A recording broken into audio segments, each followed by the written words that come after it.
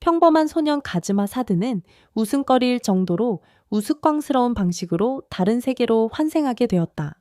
데몬킹을 물리치라는 임무를 받았지만 그에게는 도움이 될 것 같지 않은 무능한 신전 여신이라는 동반자가 주어졌다. 처음에는 선물처럼 느껴졌지만 곧 이런 동반자가 있음이 그리 좋지 않다는 것을 깨닫게 된다.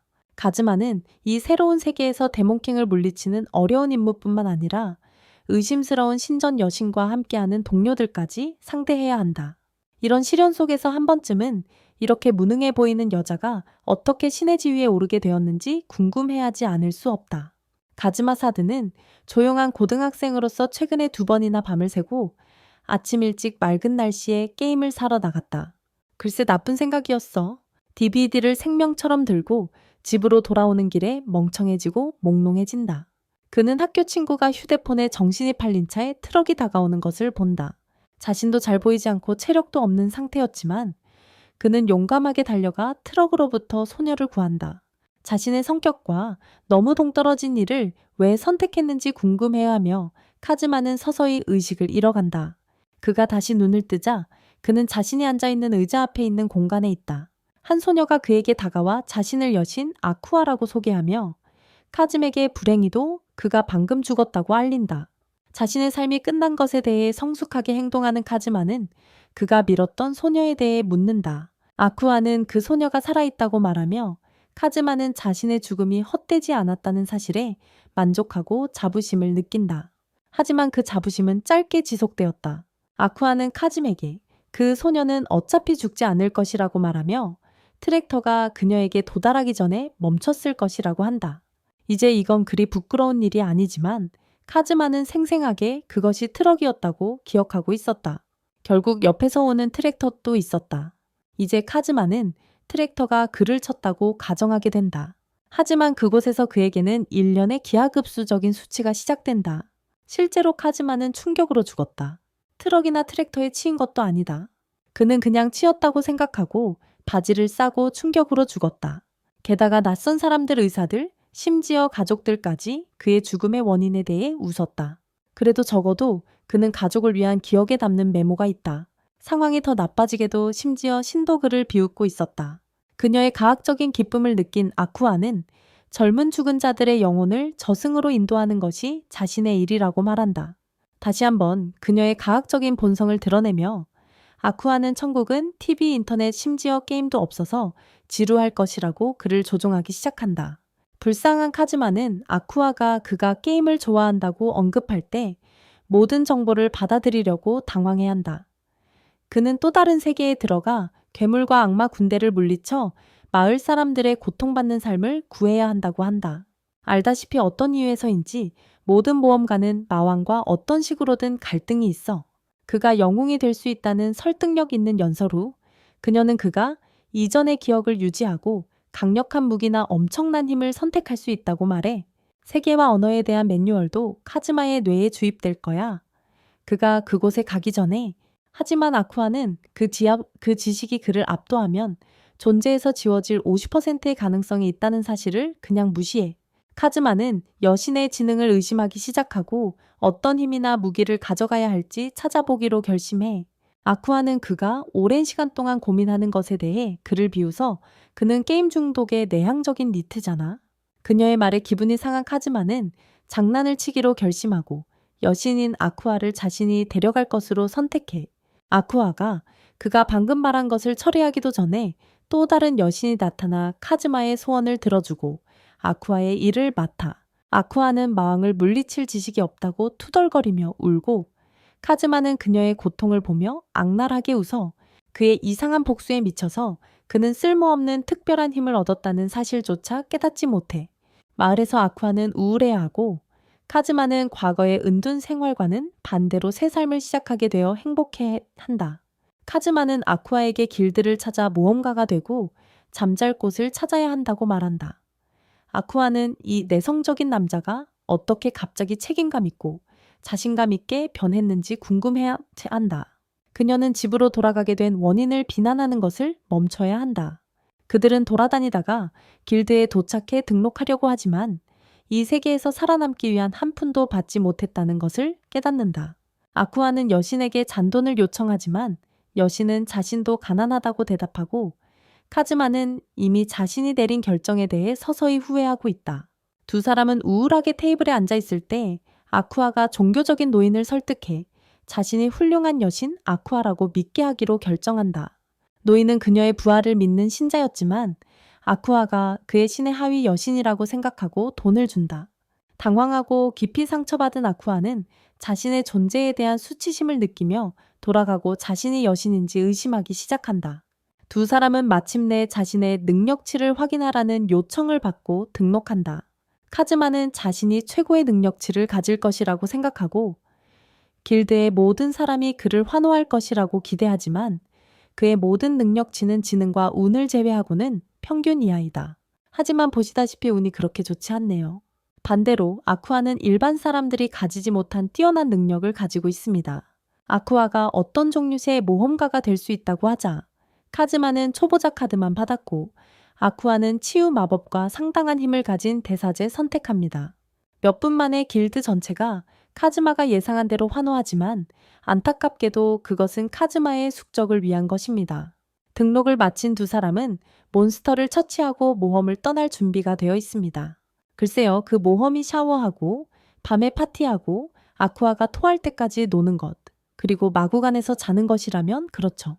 그리고 이 루프는 카즈마가 그들의 임무가 악마왕을 처치하는 것임을 깨달을 때까지 며칠 동안 계속됩니다. 아쿠아가 떠들어대던 모든 헛소리 후에 그는 그들이 아무것도 이루지 못했다는 것을 깨달았습니다. 이런 식으로 간다면 그들은 그냥 늙어 죽을 것 같지만 놀랍게도 카즈에게는 지혜가 있습니다. 마을 주변에 몬스터가 많지 않기 때문에 사냥 퀘스트도 많지 않지만 아쿠아는 카즈에게 몬스터를 찾아 사냥하자고 말합니다. 그녀가 모든 것을 할 수 있는 여신이라는 것을 설득한 후 아쿠아는 균형을 잃고 분수에 떨어진다. 네, 이 여신에게 의존하는 것은 그의 인생에서 최악의 실수가 될 것이다. 카즈마는 외면적인 위기 속에서 마구간의 좁은 공간에 서서 아쿠아가 잠에서 군침을 흘리는 모습을 보고 있다. 아쿠아는 건초 위에서 최고의 잠을 자고 있고 카즈마는 모험가라는 직업에 무엇이 그렇게 매력적이었는지 의문을 품고 있다. 그들은 마을에서 아르바이트하는 것에 불과하다. 그들은 충분한 돈이나 머물 곳도 없다. 그들은 자비를 하며 그저 살아간다. 우리의 전애인들처럼 아쿠아는 마치 저녁이 아닌 아침인 듯 카즈에게 인사를 하며 잠에서 깨어난다. 카즈마는 아쿠아가 자신을 믿으라고 계속 말하는 것을 조롱하는 것을 참으면서 그녀가 이 세상에서 가장 믿을 수 없는 사람처럼 보인다고 생각한다. 그는 그러고 나서 마을이 꽤 평화로워 보인다고 말한다. 그들은 평화를 되찾기 위해 어떤 악마 왕국의 군대가 필요한가? 카즈마가 그의 이웃이 이 마을 주변의 유일한 괴물이라고 말할 때 두 사람이 조금 활발해지자마자 그가 벽을 쾅 닫아버리는 순간이 믿기지 않는다. 내 이웃이라고 하면 인접한 외양간에 사는 사람을 의미합니다. 하지만 이것이 이 모험가들이 삶에서 얻는 유일한 안정입니다. 그들이 받는 퀘스트는 농부의 염소를 공격하는 5마리의 거대한 두꺼비를 제거하는 것입니다. 카즈마가 두꺼비와 함께 미친 듯이 달리면서 아쿠아에게 도와달라고 애원하고 아쿠아는 그를 비웃으며 계속 웃으면서 카즈에게 정중하게 말을 하라고 하고 자신의 힘을 고려하라고 합니다. 조롱에 너무 빠져서 아쿠아는 두꺼비가 카즈마에서 자신으로 목표를 바꿨다는 것을 놓치고 있습니다. 현재 강력한 여신은 거대한 두꺼비의 입속에서 뒤집혀 있습니다. 카즈마는 두꺼비가 먹는 동안 움직이지 않아서 자신이 그것을 기절시켰다는 사실에 안도합니다.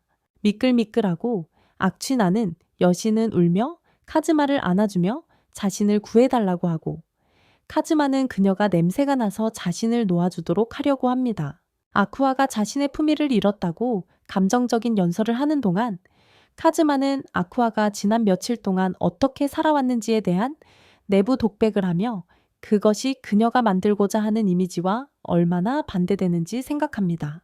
그의 내면의 즐거움 때문에 아쿠아가 몬스터에게 달려가는 것을 눈치채지 못하고 그녀는 신의 일격처럼 주먹을 빛나게 한다. 하지만 주먹이 개구리에 닿는 순간 그것은 무용지물로 드러난다. 그래서 다시 한번 카즈마는 쓸모없는 여신을 개구리 입에서 구하려고 달려간다. 이렇게 두 사람은 5마리 중 2마리를 사냥하게 된다. 저녁 식사 때 카즈마는 적은 금액을 받고 슬퍼하며 아쿠아는 고급 마법사들을 초대해서 파티를 해야 한다고 말한다. 그녀의 자신감은 매우 웃기다. 새로운 초보자들이 고급 마법사들을 원하는 것뿐만 아니라 모집 공고도 아쿠아의 자랑과 자화자찬으로 가득 차 있었기 때문이다. 그러나 두 사람이 완전히 낙심하기 전에 매기민이라는 소녀가 그들에게 다가와 극적으로 자신이 고급 기술을 가진 대마법사라고 밝힌다. 작은 매기민은 자신의 기술을 자랑하려고 시도하지만 그들은 무덤덤하다. 더군다나 3일 동안 굶주려서 실신하는 것은 당신의 이미지에 좋지 않다. 아쿠아는 기뻐서 매기민을 파티에 초대하고 다음날 매기민은 폭발 공격을 펼치며 아쿠아는 다시 개구리의 입속에 있다. 카즈마는 폭발에 감명받지만 이것은 또 다른 두꺼비를 깨우고 그 두꺼비는 큰 마법으로 지친 메구민에게 다가가 다시 삼키려고 한다. 카즈마는 메구민을 안고 세 사람이 걸어가고 그의 어깨에 또 다른 짐은 두 여성 모두가 똑같이 쓸모없다는 깨달음이다. 그들은 메구민에게 다른 마법을 배우게 하려 하지만 폭발 마법이 그녀의 열정이고 아무도 그녀를 원하지 않으니 우연히 그녀를 받아준 이들은 지금 그녀가 기생충처럼 붙어 있게 된다. 카즈마의 스탯은 이 비정상적인 싸움으로 향상되었지만 그는 3등분으로 나누는 돈이 또 다른 손실이라는 사실에 우울하게 앉아 있다. 그의 우울한 사고 과정은 다크니스에 의해 방해받는다. 그는 기절한 것이 아니라 다크니스라는 아름다운 기사이 그에게 고용 포스터에 대해 묻는다. 그녀의 위압적인 아우라는 다음 순간 카즘에게 파티에 고용해달라고 애원하는 모습으로 바뀐다. 흥미로운 성격들이 드디어 카즈마의 지루한 환생된 삶을 둘러싸기 시작한 것 같다. 다크니스는 다크한 성격인 것 같다. 그녀는 무거운 트라우마가 있는 과거를 가진 사람이 아니라 어두운 로맨스와 자기 자신에 대한 사디즘에 관심이 있는 사람이다.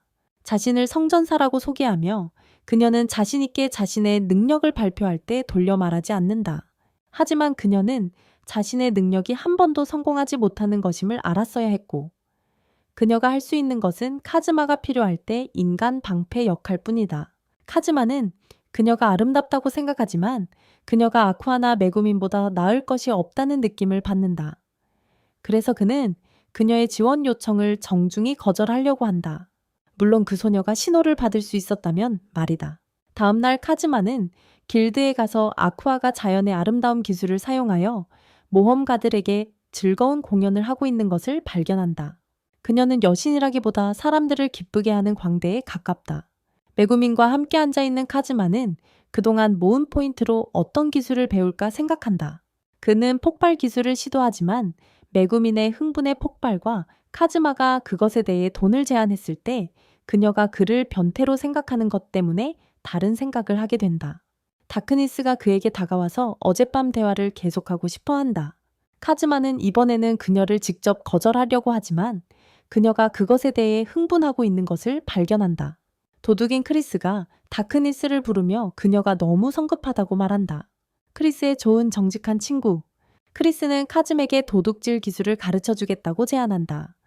이 기술은 포인트를 적게 소모하고 괜찮은 기술이다. 카즈마는 흥분하며 즉시 동의한다. 크리스는 자신의 지갑을 훔쳐서 도둑이 하는 것처럼 도망가지 않고 도둑질하는 방법을 보여준다. 그녀는 카즘에게 기술을 배우고 자신의 물건을 되찾으라는 친근한 도전을 제안한다. 도전과 모험의 스릴을 느끼고 싶어하는 그는 동의한다.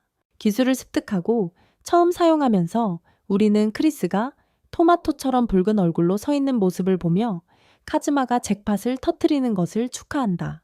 잭팟은 팬티이다. 크리스가 불평하자 다크니스는 카즘에게 매력을 느낀다. 그녀가 찾고 있는 모험은 다른 장르인 것 같은 느낌이다. 카즈마는 아쿠아와 메구밍에게 자신의 도둑 기술을 보여주러 간다. 그러나 랜덤한 도둑 주문이 발동되어 메구밍의 팬티를 잡게 된다. 날이 갈수록 마을 사람들은 카즈마가 변태라고 확신하게 되는 것 같다. 같이 앉아있는 카즈마는 메구밍과 다크니스에게 악마왕을 물리칠 계획을 이야기하며 떠나라고 한다. 하지만 이것이 그들을 더 흥분하게 만든다.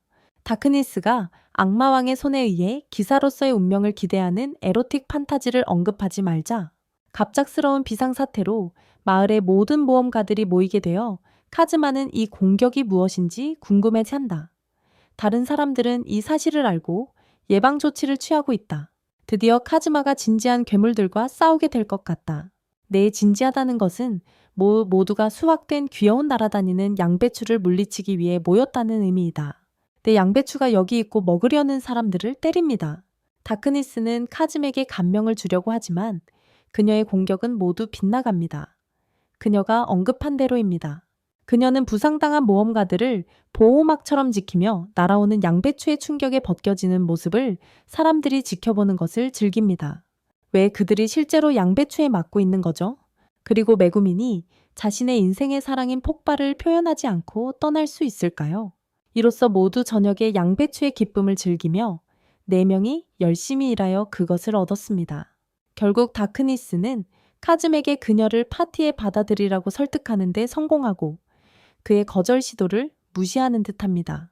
다크니스는 자신의 새로운 갑옷을 자랑하지만 카즈마는 그녀의 지오메의 지팡이와의 변태적인 관계에 대해 걱정하고 있습니다. 이 마을은 호르몬이 풍부한 것 같습니다.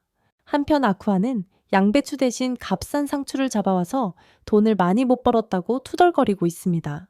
카즈마는 아쿠아가 그들에게 방향을 틀었다는 사실이 그녀가 자신과 관련된 무언가를 꾸미고 있다는 것을 알게 되어 더욱 짜증이 났다. 그녀는 달콤하게 카즘에게 양배추 사냥으로 얼마나 벌었는지 물어보고 그가 100만을 벌었다는 소식에 세 사람 모두 경악한다. 결국 그의 행운이 고려되었는데 그는 좋은 경험치를 가진 모든 양배추를 잡았기 때문이다. 아쿠아는 돈을 얻기 위해 카즘에게 호감을 보이려 하지만 돈을 많이 벌어서 다 쓸 것이라고 생각해 곧바로 애걸복걸하기 시작한다. 현재 그녀는 빚을 갚아야 하지만 카즈마는 신경 쓰지 않는다.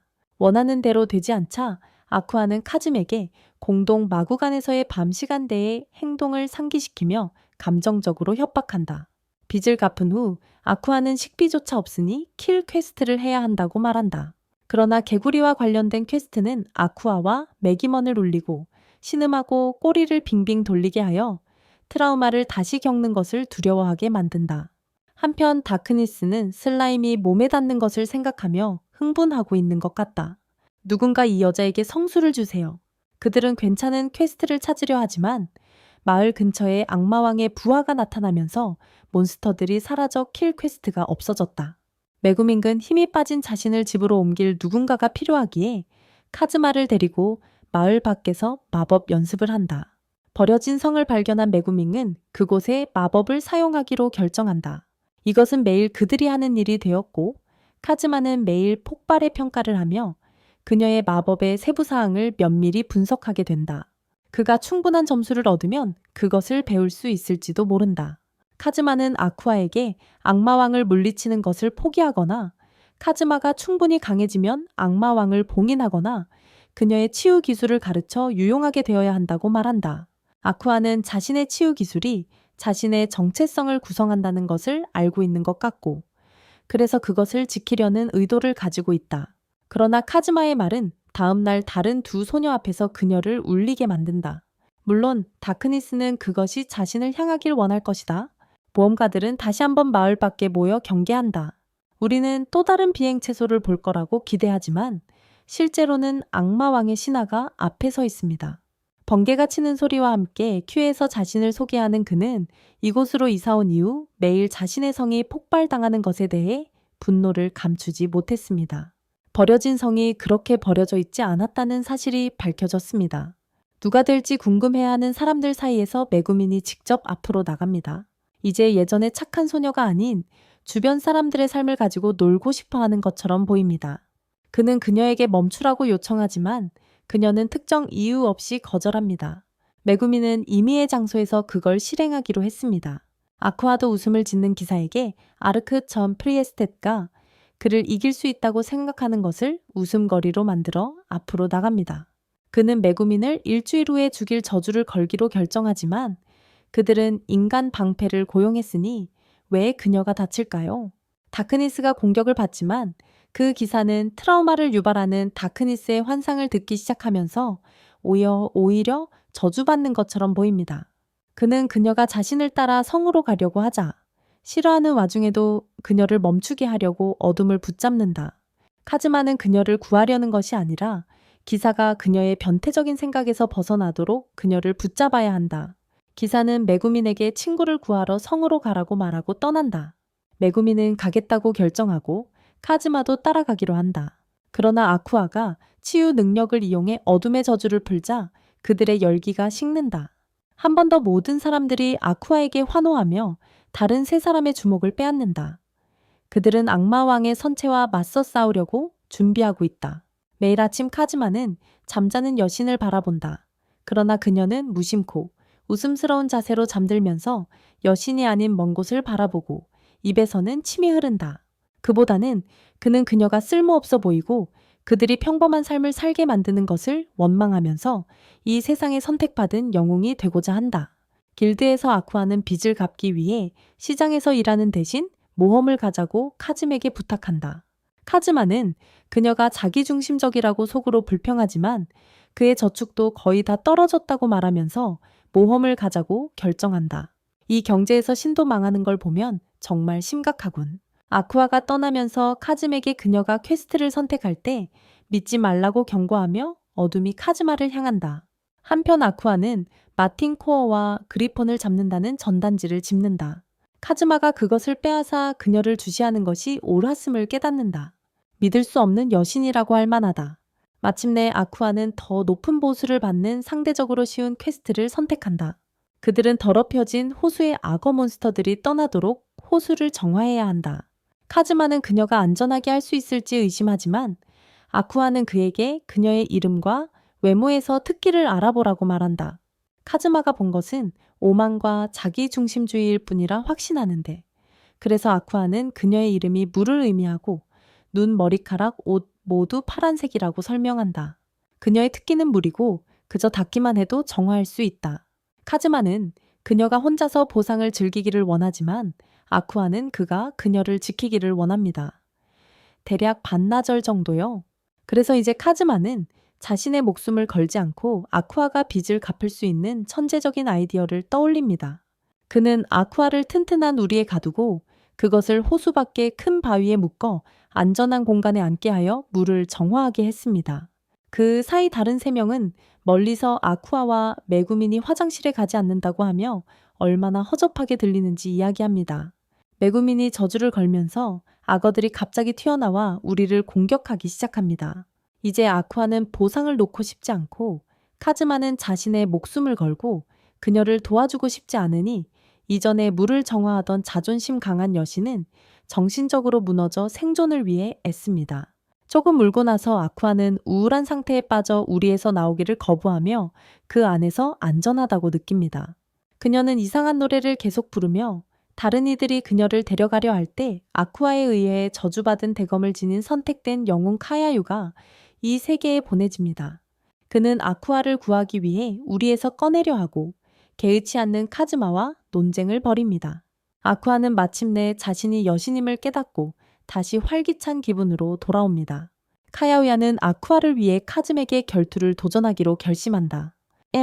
카즈마는 그의 성격답게 즉시 행동에 나서 훔치기 기술을 사용해 대검을 훔치고 그것으로 그를 기절시킨다. 그와 함께 있던 소녀는 그를 겁쟁이라고 부르지만 마법의 검을 가진 평균 사람보다 20배 더 강한 남자가 진짜 겁쟁이라는 걸 확신한다. 카즈마는 소녀들에게 입을 다물지 않으면 다음에는 그들을 훔치겠다고 경고한다. 최악의 방법으로. 영웅은 나중에 길드에 나타나 아쿠아에게 파티에 합류해달라고 요청하지만 아쿠아는 그녀를 구하기 위해 들었던 우리에 대한 피해 비용이 보상금의 절반 이상이었기 때문에 그를 가격한다. 카야오야는 그녀에게 수리 비용을 지불하고 그의 검이 팔렸다는 말을 듣고 불평하며 도망친다. 모두 다시 한번 마을 게이트에 소집되는데 이번에는 악마 왕의 신하가 나타나 왜 그들이 자신을 방문하지 않았는지 불평하고 있다. 그는 짜증을 낼 때 몬스터라기보다는 공주에 더 가까운 것 같다. 우리는 드디어 그 신하의 이름을 알게 된다. 베르디아는 폭발이 아직도 끝나지 않았다고 불평하며 카즈마를 혼란스럽게 만들고 카즈마는 부끄러워하는 메구밍을 바라본다. 그녀는 다시는 단단한 것에 맞는 것과 같은 감정을 느낄 수 없어서 그렇게 해야 했다고 고백한다. 무심한 아쿠아 외에 누가 그녀의 공범일 수 있을까? 베르디아는 그들이 무모하고 밤의 동료의 죽음을 존중하지도 두려워하지도 않는다고 다시 한번 비난하기 시작한다. 불쌍한 베르디아는 자신을 모욕하고 있다는 사실을 전혀 알지 못했다. 그는 다크니스가 앞에 나타났을 때 혼란스러워하고 아쿠아는 그를 조롱하기 시작한다. 베르디아는 아쿠아를 공격할 준비를 하지만 그녀는 그에게 정화 마법을 사용한다. 아쿠아는 걱정하며 카즘에게 효과가 없다고 말하지만 카즈마는 베르디아의 고통스러운 신음소리를 들었기 때문에 그가 영향을 받았다고 확신한다. 이 일이 2번 일어난 후 베르디아는 자신의 죽은 군대를 사용해 마을을 공격하기로 결정한다. 카즈마와 아쿠아는 그가 혼자 싸우지 않는 데 대해 그를 경멸한다. 정령들은 아마도 아쿠아가 신이기 때문에 그녀를 쫓기 시작하고 카즈마는 그녀를 베르디아 근처로 유인하도록 안내합니다. 그리고 매기민이 그곳에서 폭발을 일으키게 합니다. 마을 사람들은 매기민에게 환호하지만 그들의 능력에 대해 얼마나 난개평가했는지를 포함하고 있습니다. 폭발로 일어난 베르디아는 혼자 싸우겠다고 결심합니다. 몇몇 모험가들이 나서지만 결국 밀리가 베르디아한테 한 방에 쓰러집니다. 이것은 어둠을 분노하게 하며 그녀는 베르디아의 공격을 더 받기 위해 앞으로 나섭니다. 그녀는 가장 단순한 목표조차 베르디아에게 맞추지 못합니다. 역설적이게도 이 모든 것은 베르디아를 붙잡기 위한 시간을 벌기 위함입니다. X, 즉 쓸모없는 영웅이 마을에 도착할 때까지요. 그러나 만약 그가 마을에 도착하더라도 그의 검은 이미 누군가에 의해 팔려버렸기 때문에 들고 있지 못할 것입니다. 카즈마는 물을 만드는 기술을 사용하여 어둠이 더 닫히는 것을 막습니다. 그러나 그의 강철 기술은 베르디아에게 통하지 않습니다. 어둠이 거의 도살당할 뻔할 때 카즈마는 깊이 생각하고 베르디아의 약점이 물이라는 것을 깨닫습니다. 아쿠아는 무슨 일이 벌어지고 있는지 이해하지 못해 카즈마가 화를 내며 그녀를 바보라고 하고 쓸모없다고 말한다. 심하게 상처받은 아쿠아는 그에게 자신의 실력을 보여주기로 결심하고 결과적으로 주변을 물에 잠기게 만든다. 이는 베르디아를 약화시키는 동시에 마을의 성벽을 손상시킨다. 그러나 이것은 그들에게 유리하게 작용하여 카즈마는 베르디아의 머리를 훔치고 약해진 상태에서 그것을 축구공처럼 가지고 놀 수 있게 된다. 그리고 다시 한번 아쿠아가 정화 기술을 사용하여 성공한다. 마을은 축제 분위기에 휩싸이고 이번에는 마침내 카즈마를 인정한다. 파티는 3억 엔이라는 보상을 받게 된다.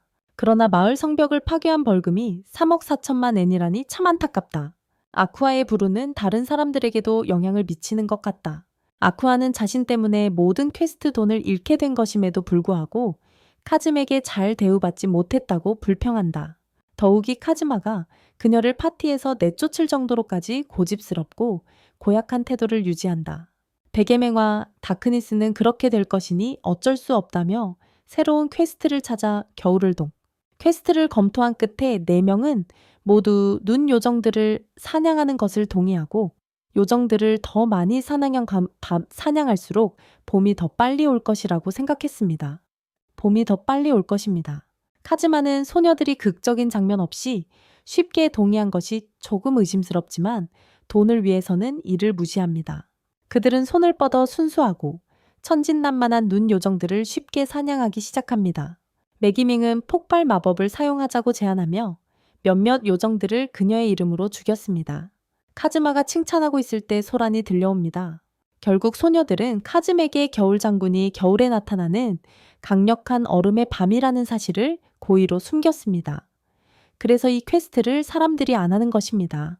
폭발 후 매기밍은 죽은 척하기 위해 계속해서 바닥에 얼굴을 묻은 채 누워 있었습니다. 다크니스는 방어복을 입지 않고 장군에게 강간당하려고 준비했습니다. 질긴 신의 아쿠아는 현재 바닥에 엎드리고 겨울 장군에게 항복하는 척하고 있습니다. 선택적 오만에 대해 이야기해보자. 다크니스의 안전을 원했던 카즈마는 그녀의 머리를 땅에 눕히지만 그의 검을 내려놓는데 지체하여 겨울 장군에게 목이 베인다. 카즈마는 마지막에 죽었던 장소에서 깨어나지만 이번에는 다르다. 이 세계의 여신 마미에리스가 그 앞에 서 있다. 그녀는 그의 죽음을 애도하며 의심스러운 순간들로 가득한 어리석은 삶을 살았다는 것을 보고 다음 생에 친절을 기원한다. 카즈마는 일본으로 다시 환생할 뻔하지만 아쿠아가 에리스를 괴롭혀 그녀의 명령을 받아들이게 하여 그를 부활시킨다.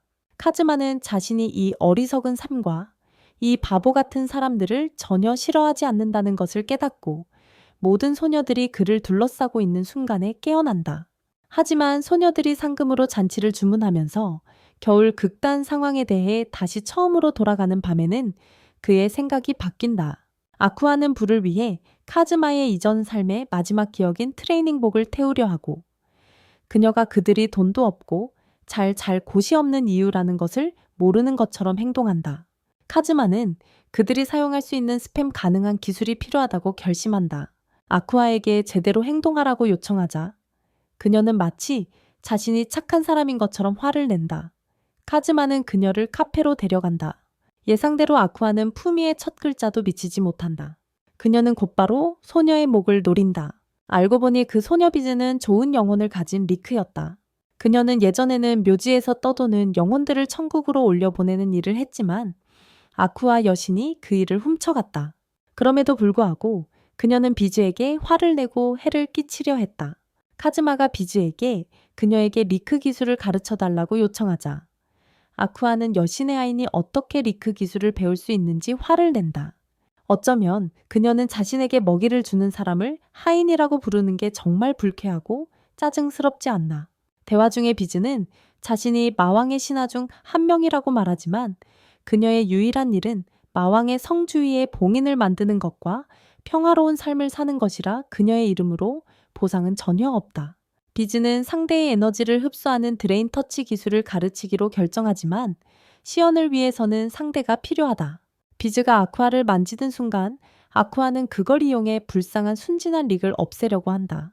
가끔 아쿠아는 그녀의 제정신이 아닌 자기중심적인 태도로 참을 수 없게 만든다. 후에 한 남자가 비즈에게 그의 저택에서 계속 나타나는 영혼을 퇴치해달라고 요청했다. 카즈마와 아쿠아는 남자가 그들에게 원하는 만큼 집에서 살게 해주기로 했기 때문에 일을 맡기로 했다. 저택 앞에 서서 아쿠아는 영혼의 배경 이야기를 이야기하기 시작하고 다른 3명은 들어가 자리를 잡는다. 후에 아쿠아는 어떤 영혼들이 그녀의 비싼 와인을 마셨기 때문에 영혼을 퇴치하기로 결심한다. 카즈마가 자고 있을 때 그는 흔들 의자에 앉아있는 인형을 발견한다. 그는 두려움에 옆으로 돌아보지만 침대에서 뭔가를 느낀다. 눈을 뜨자 침대 위에 자신을 바라보는 인형들이 가득한 것을 발견한다. 그는 인형들이 쫓아오는 동안 아쿠아의 방으로 달려가지만 그곳에는 메구밍이 있다. 둘은 에콰를 찾으면서도 화장실 가고 싶어다 하지만 인형들이 그들이 배출하기도 전에 계속 쫓아온다. 카즈마가 방역하기로 결심할 때까지는 그렇다. 아쿠아가 나타나 그들을 구해주고 카즈마가 연문에 의해 넘어지기도 한다. 아무튼 에이콰는 한 대 맞을 만하니 상관없다. 나중에 2사람이 보상을 받으러 갔을 때 그들은 어떤 바보가 영혼들이 나타나는 것을 막기 위해 묘지에 봉인을 만들었다는 이유로 집에 나타나는 영혼들을 알게 된다. 아쿠아 외에 누가 이렇게 게으를 수 있을까? 그래서 그들은 다시 한번 보상 없이 퀘스트를 하게 되었다. 마을을 걷다가 카즈마는 친구 모험가 2명을 만나 그들을 꿈을 이룰 수 있는 곳으로 데려간다. 음란하고 입에 담기 힘든 꿈들이다. 가게 안에서 그는 자신의 이상형을 적는 설문지를 받으며 밤에 잠들면 그가 원하는 대로 그녀를 꿈에서 볼 수 있다. 신나서 그는 설문지를 작성하고 집으로 간다. 저녁 식탁에는 다크니스의 가족이 집들이 선물로 보내온 개와 고급 와인으로 마련된 진수성이 가득하다. 개는 정말 맛있지만 카즈마는 그 꿈을 보려면 술을 마시지 말아야 한다. 그는 잠을 자려고 하지만 잘 수 없어서 샤워하러 간다. 샤워 중에 그는 졸다가 촛불이 꺼지고 다크니스가 샤워로 들어오는 것을 발견한다. 하지만 카즈마는 이것이 그의 꿈의 일부라고 생각하고 그녀에게 이상한 일을 시키려 하지만 밖에서 나는 소음이 그를 방해한다. 그는 꿈속에서 아쿠아를 조용히 시키기 위해 급히 나가지만 아쿠아와 메구밍에게 갇힌 서큐버스를 발견한다. 아쿠아는 그것을 없애고 싶어 하지만 카즈마는 그녀를 보호하고 그녀에게 도망가라고 말하며 소녀들과 싸운다. 소녀들은 그가 서큐버스의 마법에 걸렸다고 생각하고 그를 때리지만 서큐버스는 성공적으로 도망친다. 다음날 다크니스는 그가 아무것도 기억하지 못한다고 생각하며 그와 대화하지만 그는 기억하고 있어 다크니스를 당황하게 만든다. 그러나 농담은 마을로 접근하는 파괴함선에 대한 발표로 중단된다. 파괴자가 다가오자 모두 아버지처럼 우유를 가지러 나가기 시작한다. 카즈마는 그 기계가 미쳐버린 고대 무기로 그 길에 있는 모든 것을 사라지게 한다는 것을 알게 된다. 카즈마는 자신들이 드디어 집을 얻었기 때문에 마을을 보호하고 싶어 길드로 가기로 결심한다. 길드 회원들은 그 이동 요새가 1시간 거리에 있다는 이야기를 한다. 모험가 중 한 명이 파괴자가 마법으로 만들어진 것이라면 이에 대한 대책이 있을 수 있을까 궁금해야 한다. 안타깝게도 창조자들은 대책을 세우기도 전에 파괴자에게 의해 멸망당했다. 카즈마는 아쿠아가 그녀의 기술로 파괴자에게 파괴 마법을 걸 수 있을까 궁금해한다. 아쿠아는 그렇게 해볼 수 있다고 말하고 다른 모험가들은 아쿠아를 지원하기 위해 메구밍이 파괴자를 폭파할 수 있다는 것에 흥미를 느낀다. 하지만 메구밍은 아직 그렇게 강하지 않다. 다행히도 비즈가 도움을 주기 위해 길드에 들어온다. 그녀는 언데드가 되기 전에는 대마법사였다. 계획이 세워지자 모두가 마을을 구하기로 결심한다. 마을 문 밖에서 카즈마는 다크니스에게 이번에는 방패가 되겠다는 결정을 다시 생각해보라고 요청한다. 이번 상황은 심각하다. 다크니스는 자신이 이 마을을 포함한 영지를 가진 귀족의 딸이라고 밝힌다. 그래서 그녀는 어떤 방법으로든 마을을 보호하는 것이 자신의 의무라고 생각한다. 카즈마는 그녀가 자랑스럽지만 그녀의 성이 라라티나라는 사실을 놓칠 수 없다. 파괴자가 마을에 접근하자 아쿠아는 파괴자에게 효과가 있는 것처럼 보이는 파괴 마법을 시전한다. 이어 비즈와 메구민의 합동 폭발 공격이 이어져야 하지만 현재 메구민은 불안과 두려움으로 떨고 있다. 카즈마가 그녀가 무능하다고 압박한 후에야 그녀는 자세를 바로잡고 비즈와 함께 공격을 시작한다. 파괴자가 피해를 입고 다크니스 바로 앞에 쓰러진다. 사람들은 계획이 성공한 것에 기뻐하지만 불운 한 아이가 축제를 언급하면서 그것을 망쳐버렸다. 그렇게 해서 파괴자가 자멸 모드를 활성화하는 소리가 들립니다. 사람들이 그것에서 도망치기 시작할 때 다크니스는 파괴자의 자폭 영향에 흥분되어 모빌 포트레스 안으로 뛰어듭니다. 다크니스의 본성을 모르는 다른 모험가들도 그녀의 행동을 통해 포트레스로 들어옵니다. 카즈마와 비즈도 중앙 컨트롤러를 찾아 파괴를 멈추고자 포트레스로 들어갑니다. 겁쟁이 여신은 도망치려 하지만 카즈마가 그녀를 데리고 들어갑니다. 컨트롤룸에 도착한 그들은 이 포트레스를 만든 사람의 골격과 일기를 발견합니다. 그 일기는 파괴자를 만든 사람에게 위험한 생각을 한 것에 대해 조롱하고 비난하며 쓴 것처럼 보입니다. 일기는 그 사람이 마을이 파괴된 후 이 파괴자 안에서 살기로 결심하고 파괴자를 만든 사람을 바보라고 부르며 끝납니다. 네, 그 사람은 세 번째 사람으로 자신을 바보라고 부릅니다. 비즈는 크로니아이트를 텔레포트하려 하지만 만화가 약해서 어디로 텔레포트 될지 알 수 없습니다. 그래서 그녀는 카즈에게 빨아내도 되냐고 묻습니다. 내가 말할게, 이 남자가 주저함 없이 이렇게 빠르게 결정을 내리는 걸 본 적이 없어. 그는 절대적으로 대답하지만 그가 상상한 것과는 다른 방식으로 힘이 빨려나가게 된다. 그녀는 드레인 터치를 사용해 카즈마의 에너지를 흡수하고 카즈마는 그의 행운이 작용할 것이라고 믿으며 어디든 텔레포트해 달라고 요청한다. 인구가 많은 지역에 떨어지는 것과는 다르게 자폭을 피한 후 열로 인해 파괴자의 몸이 뜨거워지고 폭발하면서 축하가 다시 중단된다. 카즈마는 아쿠아의 강력한 만화를 흡수하고 이를 메구밍에게 전송하여 그녀가 파괴자의 또 다른 폭발을 일으킬 수 있도록 결정한다. 결국 이번에는 파괴자가 영원히 끝난 것이다. 마을이 정상으로 돌아오면서 카즈마와 그의 파티는 길드로 소환된다.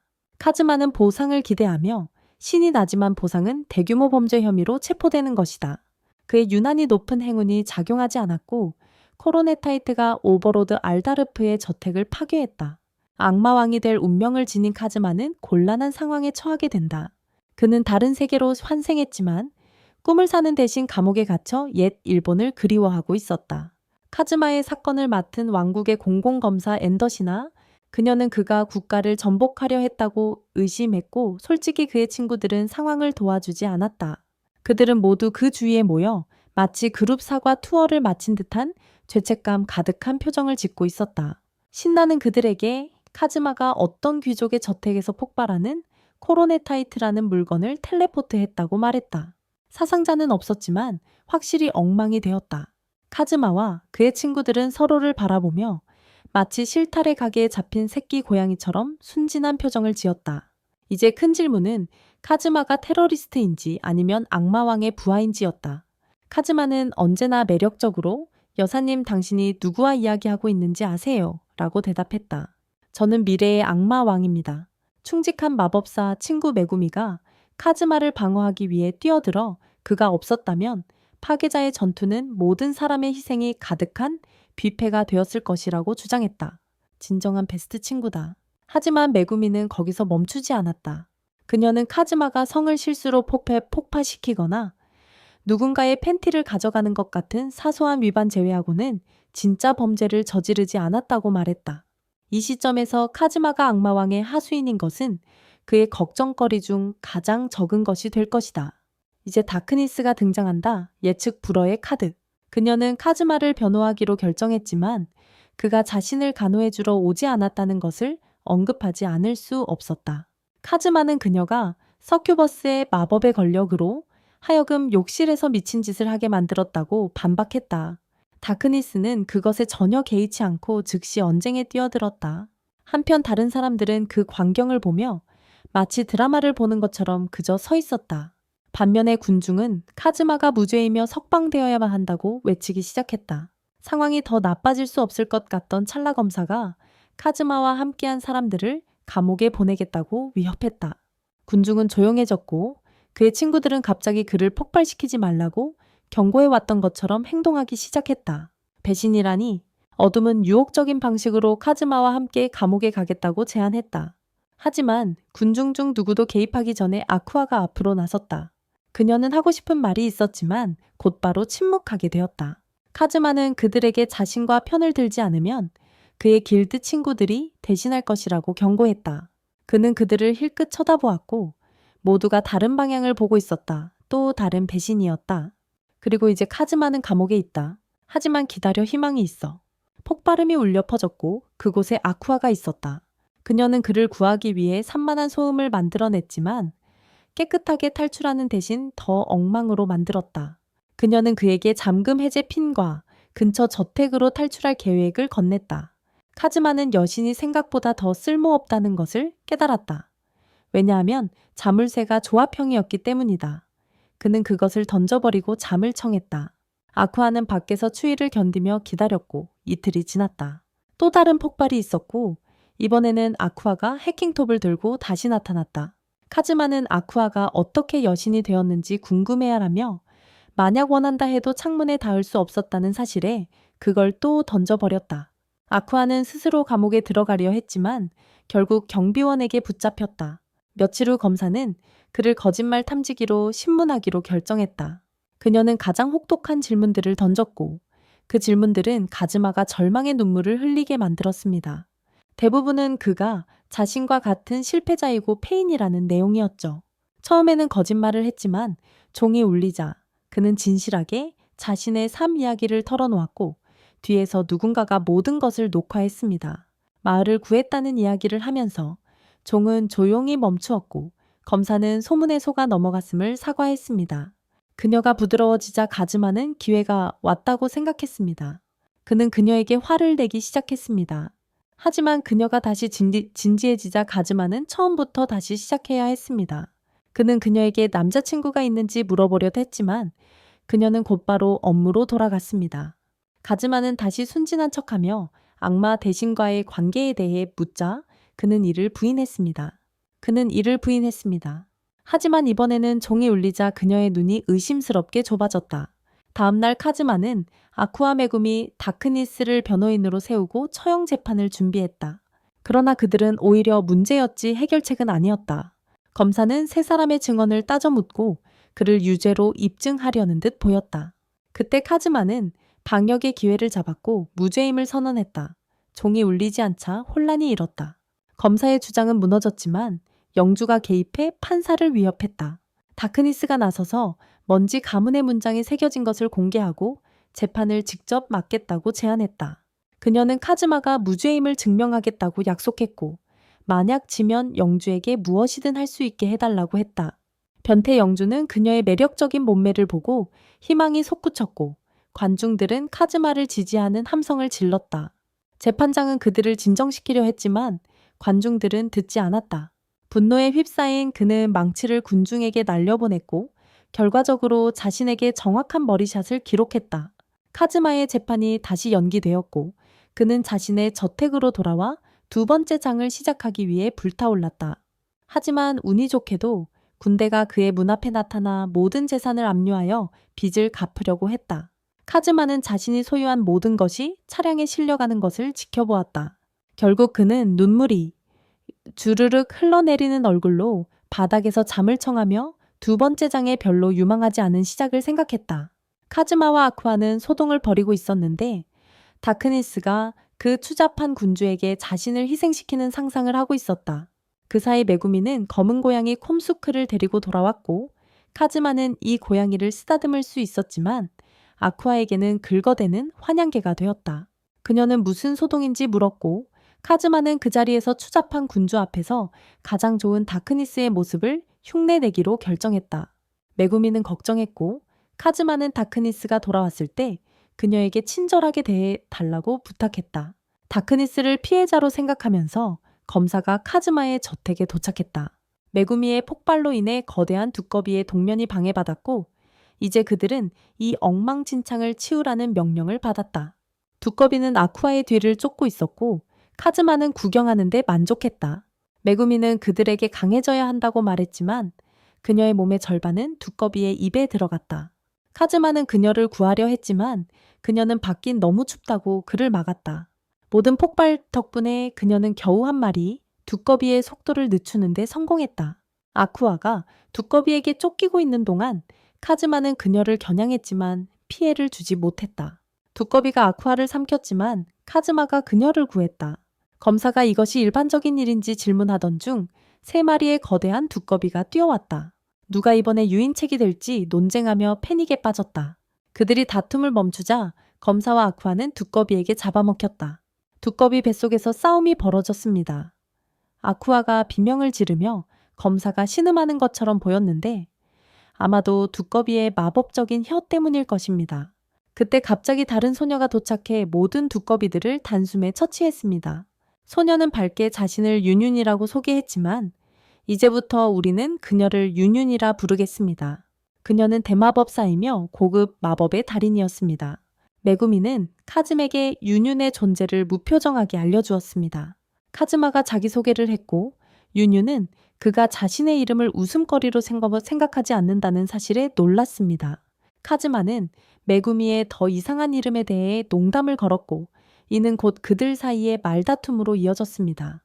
윤유는 메구미와 결투를 제안했지만 메구미는 추운 날씨를 이유로 거절했습니다. 결국 윤윤의 깸과 약간의 자존심 건드림에 의해 메구미는 마법이 아닌 무술에서 윤윤과의 결투를 수락했습니다. 윤유는 무술에 능숙했습니다. 윤유는 메구미의 용기를 칭찬하며 메구미가 점심시간에 결투를 청했던 王是无法直接翻译成韩语，因为涉及到的内容超出了提供的英文字幕范围，请提供完整的英文字母内容或仅提供需要翻译的部分。根据您给出的信息，我只能翻译到底实行。如果您有更多内容请继续提供。 카즈마는 메구미가 개인적인 사정으로 점심시간의 도전을 생존수단으로 정당화하는 모습을 아이러니하게 바라볼 수밖에 없었다. 그들은 전투 자세를 취했지만 더 기이한 것은 메구미의 몸이 두꺼비 점액으로 반짝였고 이는 유녀의 열정을 크게 떨어뜨렸다. 유녀는 달려갔고 메구미는 지혜로운 전술을 사용하며 그녀를 쫓았다. 집에 돌아온 카즈마는 목욕을 하기로 했지만 메구미가 그를 멈추고 여성들이 먼저 들어가야 한다고 주장했다. 신사다운 카즈마는 진정한 성평등에 대한 열망을 외쳤다. 너무 늙은 할머니든 평범한 여고생이든 그는 주저없이 상쾌한 바람을 일으킬 것이다. 욕실 밖에서 지혜와 의지의 전투가 벌어졌고 카즈마는 결국 작은 구멍이 난 팬티만 입고 벗었다. 메구미도 옷을 벗는데 애를 썼고 카즈마는 함께 목욕하는 것에 개의치 않았지만 메구미는 저항했다. 적어도 카즈마가 충분히 놀릴 때까지는 그들이 목욕을 나누며 유녀에 대해 이야기했다. 그들이 깊은 대화에 빠졌을 때 아쿠아가 저택으로 돌아왔고 욕실 문이 열렸다.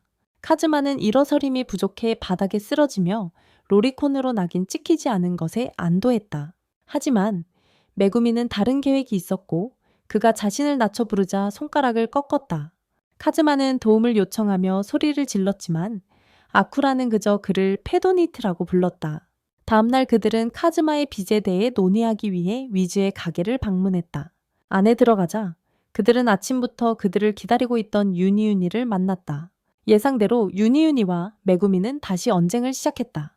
폭발 마법만 할 수 있는 메구미는 유니유니의 마법 결투 도전을 거절하고 대신 더 빠른 주문 시전을 위해 폭발 마법 기술을 연마했다.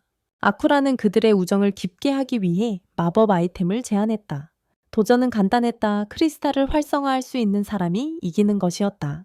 그들이 크리스탈을 활성화하려고 시도하자 그것은 그들의 가장 부끄러운 기억들을 드러냈다.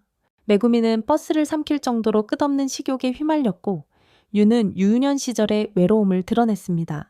메구미는 당황하며 수정구슬을 깨뜨리고 빚의 일부로 위즈가 그것을 수납하게 했습니다. 메구미는 사고에 대해 유를 탓하며 자신이 그것을 갚겠다고 선언했습니다. 그들은 결투를 무승부로 선언했습니다. 유는 자신이 더 이상 아이가 아니라고 고백했으며 특히 카즈마와의 관계가 있어서 함께 목욕까지 했다고 밝혔습니다. 이 폭로는 유와 점원에게 충격을 주었습니다. 카즈마는 그녀가 자신의 명성을 더럽히려는 시도를 비웃지 않을 수 없었습니다. 유는 눈물을 흘리며 패배를 인정하고 떠났고 메구미는 악의적인 미소로 자신의 노트에 또 다른 승리를 기록했습니다.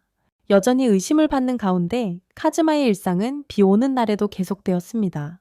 폭풍우가 치는 날, 눈이 오는 날, 그리고 평화로운 저녁. 왜 그가 계속 그렇게 했는지 그는 말할 수조차 없었다. 어느 날 그들은 백하게 되었고 배가 고팠다. 메구미와 카즈마는 던전에 들어가는 것에 대해 언쟁을 벌였다. 메구미는 전혀 관심이 없었고 던전 안팎에서 자신이 완전히 쓸모없다고 선언했다.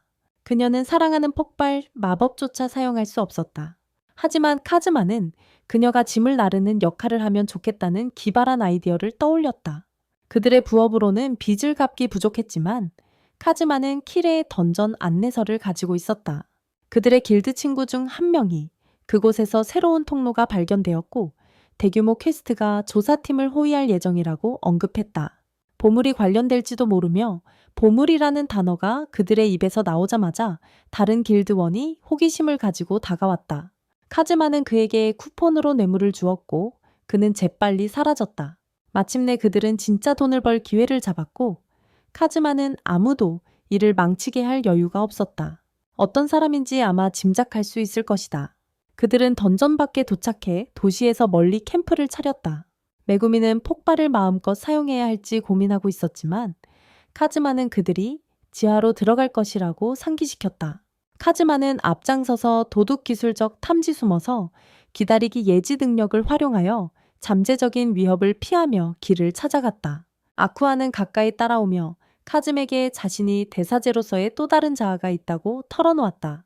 인간들 사이에서 일부 능력을 잃었지만 여전히 신과 같은 능력을 지니고 있었다. 그들이 앞으로 나아가자 빈 상자를 발견했고 카즈마는 아쿠아에 대한 의심이 커졌다. 결국 그들은 비밀 통로에 도착했고 던전 안에서 위협적인 괴물의 포효가 메아리치는 소리를 들었다.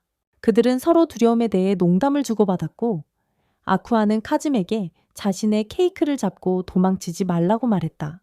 던전의奥地で互いをはみ捨てることについて冗談をね、言ってやっていたとき、彼らは穴物家が近づいてくる音を聞いた。カズマは隠れるようにジェスチャーをしたが、アクアはそれに気づかなかった。突然地レベルのグレムリンが後ろから攻撃してきたが、彼らはそれを倒すことに成功した。アクアは俺の中でもシュルマと同じくらいよく見える力を持っており、カズマはアクアが彼が荒野で深夜中に何かをしているのを見ることができるかどうかを考えていた。彼らが進むと半分死んでしまったような骸骨に出くわした。アクアは魔法を使って冒険者の閉じ込められた魂を解放し、カズマが単なる骸骨に驚いたことをからかった。この時点で彼は彼女を見捨てることを真剣に考えていた。彼らは様々な部屋を探検し、アクアが保管を見つけたとき、彼女はそれを目指して泳いでおった。カズマは彼女を指示し、カゴを補聴に投げたすると、彼から大きな口があられ、カゴを飲み込んでしまい、た連二人を恐怖に遭われた。アクアは暴れ出し、不思議モンスターの魂を解放し、死んだ怪物たちを実体に戻してその魂を解放した. 카즈마는 아쿠아의 고우할 행동이 수상하다고 느끼고 그녀에게 맞섰다. 그녀는 아직도 뭔가 언데드가 숨어있는 것을 느끼고 주위를 맡아보았지만 그것을 찾을 수 없었다. 갑자기 마법의 문이 나타나고 시체가 말을 하기 시작했다. 시체는 자신이 던전을 만들고 귀족의 딸을 납치한 악당 마법사 킬이라고 주장했다. 그는 귀족의 딸에게 청혼하고 그녀를 보호하기 위해 아첨꾼이 되었다는 배경 이야기를 밝혔다. 아쿠아는 정화의식을 마쳤고 킬은 그녀에게 감사했다. 그녀는 그가 깨어나면 비정상적으로 큰 가슴을 가진 에리스라는 여신을 만나 사랑하는 사람과 재회할 수 있도록 도와줄 것이라고 말했다. 두 시체는 사라졌고 킬의 보물을 손에 들고 그들은 방을 떠났다. 그런 다음 아쿠아는 그녀가 무의식적으로 언데드를 끌어모으고 있었다고 고백했다. 그들이 논쟁을 벌이던 중 많은 언데드 생물들이 나타났다. 카즈마는 자신의 잠복 능력을 사용하여 기둥 뒤에 숨기로 결정하고 아쿠아를 혼자 남겨두고 적들과 맞서게 했다. 그들이 드디어 던전 입구로 돌아왔을 때 아쿠아는 울기 시작하며 메구미에게 모든 것을 털어놓았다. 두 사람은 서로 언쟁을 벌였고 길드로 돌아가 축하하기로 했다. 메구미는 맥주를 원했지만 카즈마는 그녀가 너무 어리다고 거절했다. 길드 안에서는 모두가 음료를 즐기고 있었다. 그들은 카즘에게 그의 유명한 묘기를 보여달라고 요청했고 그는 문을 들어오는 여자아이의 팬티를 재빠르게 훔쳤다. 혼란이 일어났고 카즈마는 자신의 장난을 즐겼다. 유년이 등장하여 메구미에게 맥주 마시기 대결을 제안했다. 메구미는 기꺼이 받아들였지만 그녀가 잔을 들려던 순간 카즈마의 팬티 훔치기 기술을 따라하려던 술에 취한 길드원이 그녀의 테이블에 부딪혀 모든 음료를 쏟았다. 메구미의 맥주 희망은 산산조각났다. 아쿠아는 카즈마가 그녀의 머리를 세게 때린 후 화로에 던져 넣은 트랙슈트를 고치느라 바빴다. 그 결과 그녀의 머리는 우스꽝스럽게 큰 혹이 생겼다. 그녀의 하루는 술을 사는데 낭비한 돈 때문에 더욱 나빠졌고 결국 굶주리며 눈물을 흘리게 되었다. 눈물을 흘리며 카즘에게 돌아서자 그녀는 소중하게 보관하던 거품 와인병을 발견했다. 그 병은 그녀가 침대 아래에 숨겨두었던 것이다. 카즈마는 이를 팔아 필요한 돈을 벌자고 제안했다. 이 말에 아쿠아는 분노하며 병을 놓고 싸웠지만 카즈마는 여기서 멈추지 않았다. 그는 그녀의 신성한 로브를 빼앗았고 그것은 그녀가 신으로서의 정체성을 상실하는 것이었다. 아쿠아는 로브를 돌려달라고 애원했지만 카즈마는 고집을 피웠다. 절망이 찾아오려는 순간 어둠이 여성스러운 정장 차림으로 나타났다. 이 모습에 모두 당황했다. 처음에는 아무도 그녀를 알아보진 못했지만 점점 그녀의 손짓이 섹시해지자 진실이 서서히 드러났고 그들은 그녀가 어떤 영주의 변태적인 취향에 의해 피해를 본 것처럼 대했다. 아쿠아는 활기차게 달려가 어둠을 안고 그녀의 얼굴을 풍만한 가슴 사이에 비볐으며 카즈마가 그녀의 가장 개인적인 소유물을 훔쳤다는 것을 울면서 말했다. 어둠은 영주가 그녀를 강제로 만진 것은 아니었지만 대신 그녀의 재판에서 관대함을 얻기 위해 혼인을 약속한 영주의 아들 사진을 보여줬다고 설명했다. 그녀의 아버지는 결혼에 동의했지만 그녀는 그것을 막고 싶어 도움을 요청하러 왔고 유리한 상황을 찾고 있었다. 카즈마는 놀랍게도 그녀에게 결혼 제안을 수락하라고 제안했으며 이는 모두를 분노하게 했다. 그녀가 제안을 거부하면 영주는 비합리적이 될 것이고 그러나 수락한 후 망치면 효과가 있을 수 있었다. 계획을 고려하는 동안 다크니스는 그녀의 아버지가 불쌍하다는 생각을 하지 않을 수 없었다. 검사가 갑자기 나타나 카즈마가 마을 밖에 이상한 괴물에 대해 아는 것이 있는지 물었고 그는 그들과 함께 가야 했다. 메구미는 처음에 거부했지만 결국 수긍했고 카즈마는 그녀에게 폭발 기술을 보여주라고 격려했다. 그녀는 동의하고 그들과 함께 떠났고 카즈마와 아쿠아는 다크니스의 집에 방문했다. 다크니스의 집에서 그녀는 아버지에게 결혼 제안을 수락할 의향이 있다고 알렸고 카즈마와 아쿠아는 그녀의 격식 있는 행동에 웃음을 참기 힘들었다. 그들은 모두 집사와 한여로 차려입었고 아버지가 그녀를 돌봐달라고 부탁하며 만남이 잘 되면 보상을 약속했다. 손님이 도착하기를 기다리는 동안 다크니스는 갑자기 격식을 벗어던지고 악랄하게 웃기 시작했다. 그녀는 아버지에게 결혼을 망치겠다는 계획을 알렸다. 하지만 카즈마가 그녀가 받아들이는 것이 좋겠다고 제안함으로써 개입했다. 모두가 이 예상치 못한 전개에 놀랐다. 그 결과 아버지는 결혼 제안을 거절하기로 했다. 다크니스는 자신의 진짜 의도를 밝혔다. 그녀는 상속을 포기하더라도 결혼하고 싶지 않다고 말했다. 그녀는 독성이 있는 특성을 가진 남편을 원한다고 표현했다. 카즈마나 심지어 자신과 같은 사람 말이다. 그녀의 비범한 요구사항들은 모두를 말문이 막히게 했다. 그녀는 심지어 매춘부처럼 대우받고 싶다는 생각까지 했다. 손님들이 도착했을 때 다크니스는 말하는 중이었지만 카즈마는 얼음 마법을 사용해 그녀를 방해했다. 화가 난 다크니스는 훈련장에서 그와 결투를 신청했지만 그는 거절했다. 그러나 손님 중 한 명인 발더는 그녀의 특이한 행동을 관찰한 후 그녀에게 관심을 가지게 되어 그녀가 싸우는 것을 보고 싶어졌다. 카즈마는 마지못해 동의하고 결투가 시작되었다. 다크니스는 반복적으로 패배했고 그녀의 끈기에 감명받은 월더는 동정을 표하기 위해 그녀의 검을 떨어뜨렸다. 카즈마는 그녀에게 무자비함과 타락을 보여달라고 요청했고 그녀는 점점 더 기이한 행동으로 응답했다. 월더와 카즈마는 다크니스가 광경을 펼치는 모습을 지켜보았고 카즈마는 상황을 더욱 타락한 수준으로 끌고 가겠다고 위협했다. 다크니스는 유혹적인 행동을 계속하며 신음하고 몸을 흔들었고 이는 월더를 부끄럽고 불편하게 만들었다. 그녀는 심지어 완전히 혼자서 변태적인 것들에 대한 환상을 품기 시작했고 결국 유혹적인 방식으로 기절했다. 그녀의 아버지가 와인병을 들고 들어오자 그는 상황에 완전히 말을 잃었다. 아쿠아는 혼란의 책임을 카즈마와 다크니스 두 사람에게 돌리려 했고 그녀의 아버지는 모든 것에 압도되어 두 사람의 처형을 명령했다.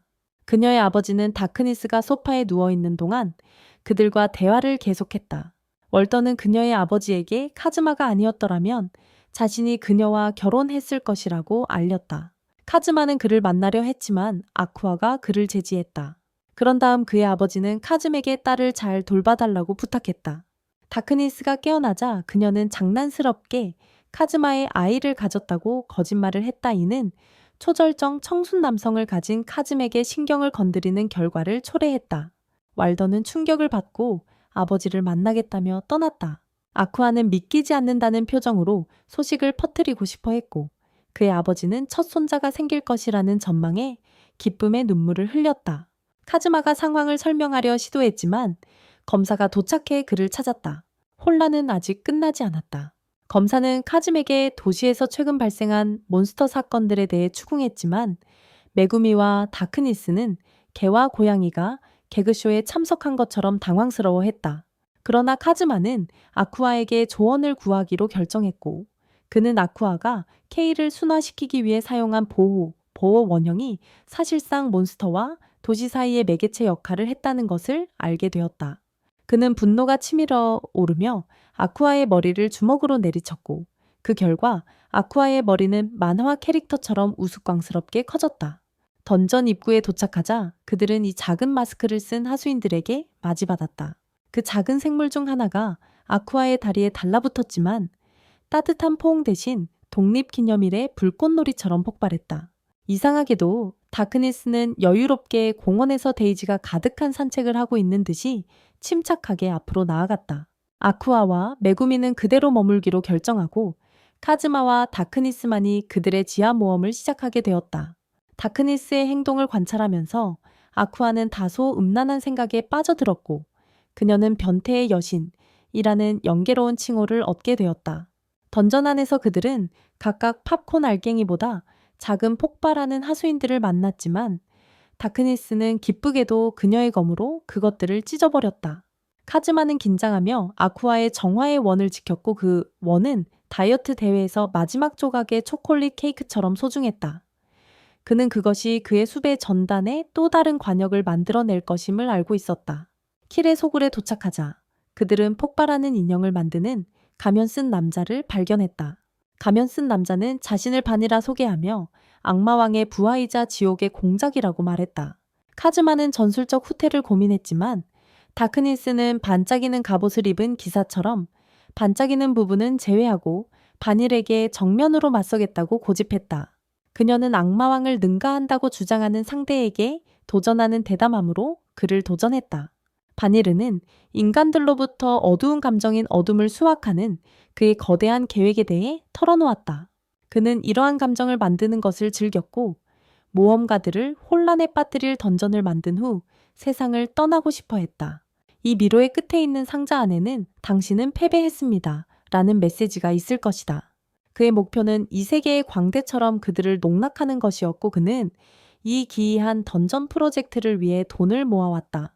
하지만 여기서 반전은 아쿠아의 보호막이 그의 크립토나이트라는 것이다. 그것은 그들이 완전히 부정 모드에 있을 때조차도 그들의 가장 당황스러운 생각을 꺼낼 수 있게 해주었다. 바니르는 인간에 대한 엄격한 살상 금지 정책을 가지고 있었지만 아쿠아를 괴롭히는 것에는 매우 기꺼웠다.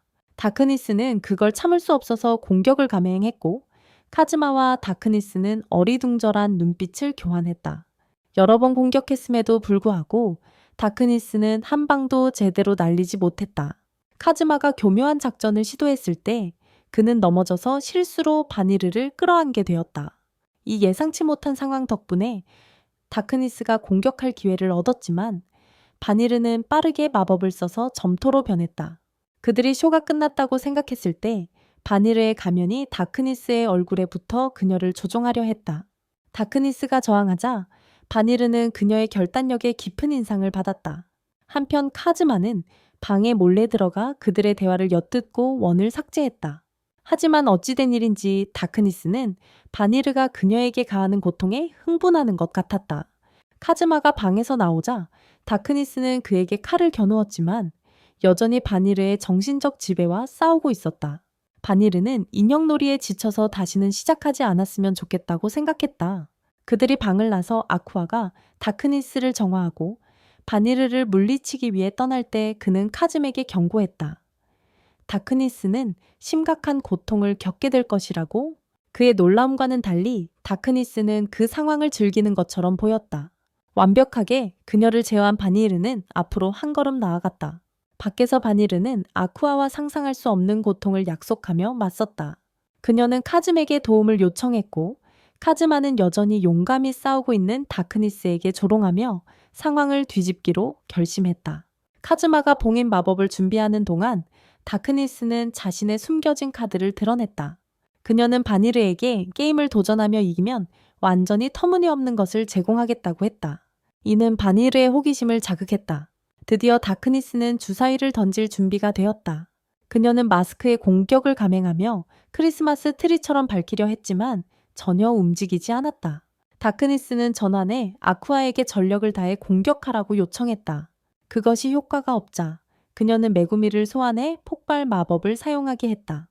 마치 다이너마이트로 일어나는 알람처럼 다크니스는 바니르에게 두 가지 선택지를 주었다. 정화하거나 이 세상에 작별 인사를 하는 것.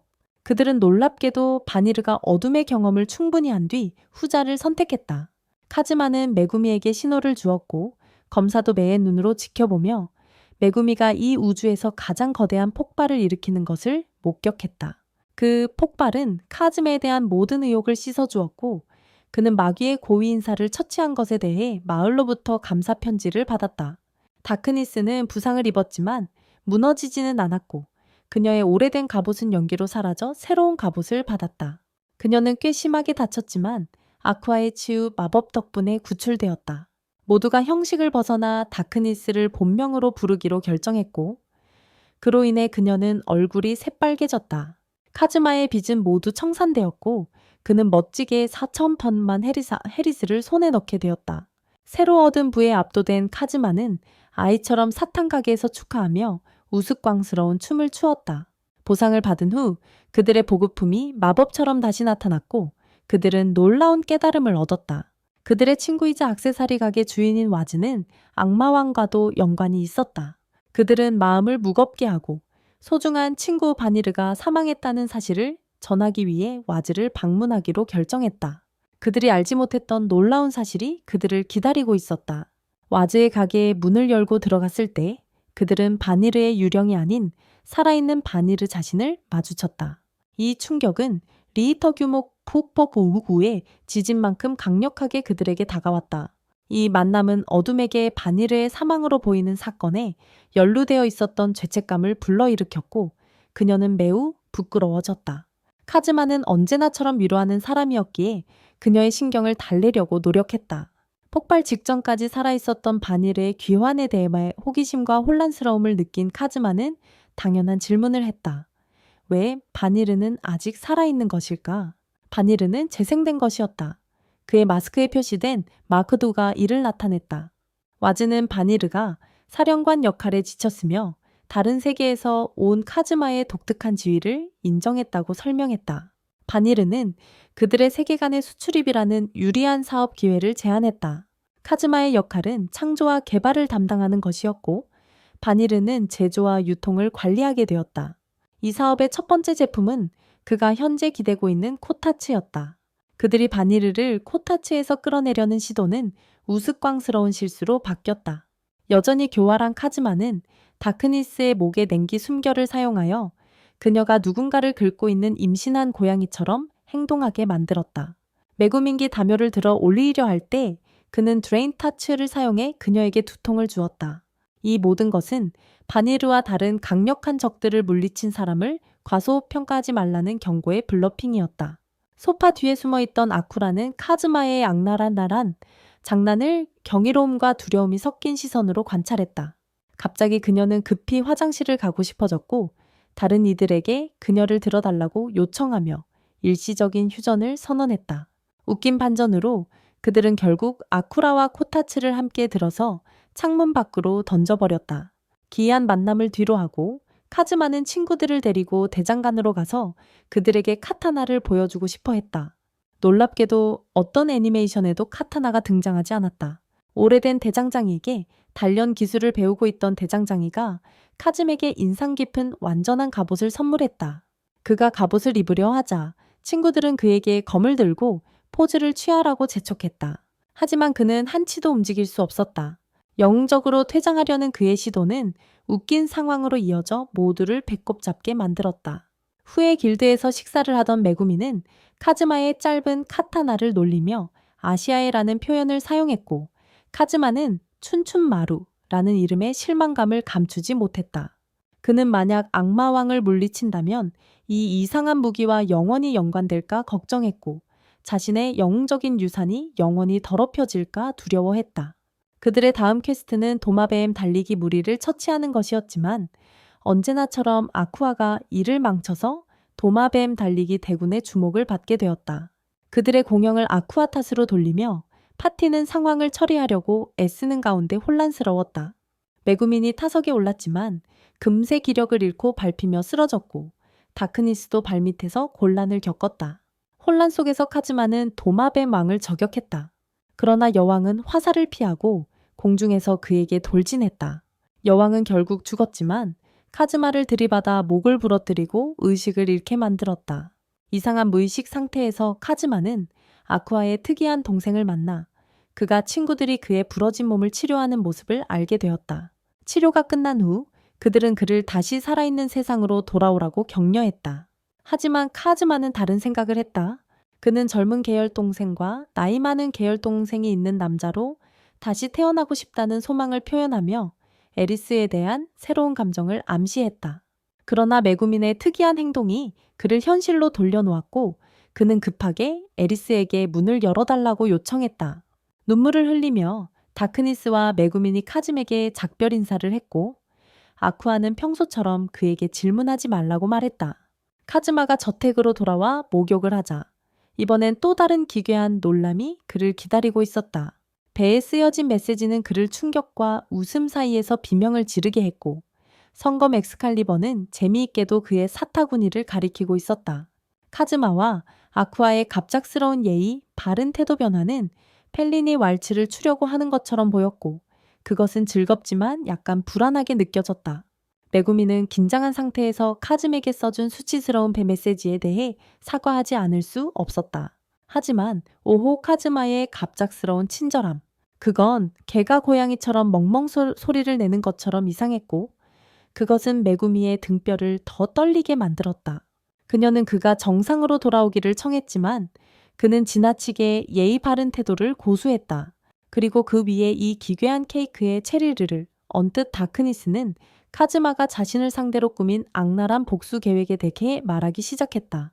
카즈마의 얼굴에는 가상의 악당 수염이 생기는 것 같았다. 다크니스의 뺨은 사우나 속 토마토처럼 붉어졌고 카즈마가 어떤 악랄한 계획을 가지고 있는지 궁금해질 수밖에 없었다. 이상한 일이 더 이상 일어날 수 없던 순간 문에 노크 소리가 났다. 카즈마는 메구미일 것이라고 생각했지만 누가 들어왔을까? 혼돈의 상인 바니르가 바로 그 사람이다. 이 뜻밖의 손님은 아쿠아를 버블 파이어웍스로 몰아넣었다. 마치 두 마리 고양이가 서로를 이기려고 힛하는 것 같았다. 카즈마는 기발한 순간에 아쿠아의 공격을 피하는 자신의 복제를 만들어냈다. 구두 전투가 끝난 후 그들은 방향을 바꾸어 사업 거래에 대해 논의하기 시작했다. 돈의 거장 바니르는 카즈마의 제안을 검토하며 3억 원의 특허와 월 100만 원의 로열티를 제시했다.